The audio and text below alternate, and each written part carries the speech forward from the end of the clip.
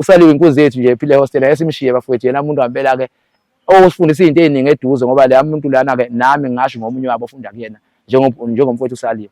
Nje indlela impilo ayiphilayo umfowethu uSaliwe isifundisa okuningi nathi yintsha.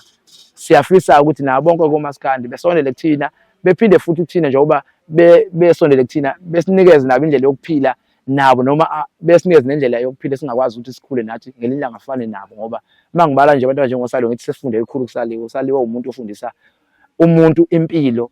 Uma uSaliwe indlela aphila ngayo umuntu nawe ohlaniphile uyafunda okuningi kuyena ngoba indlela ayithoba ngana indlela ahlonipha ngayo umuntu uhlonipha ingane uhlonipha umuntu omdala njengomaskandi umaskandi okhulele hostel kodwa uthe emefica udumo kodwa akakwazanga uyitshela kodwa wakwazi ukuthi asondele kuthina ngoba namanje uyasondela kuthina engomeni uzobe khona umuntu oqala uthe uzobe khona uzokwazi ukuthi ebe khona engomeni ekwazi nokuyeseka lokho sakuthokozela futhi nathi ukuthi ukufika komuntu osesedume kanje nethi uzoba khona engomeni lokho kukhomba ukuthi kukhulu kuthina.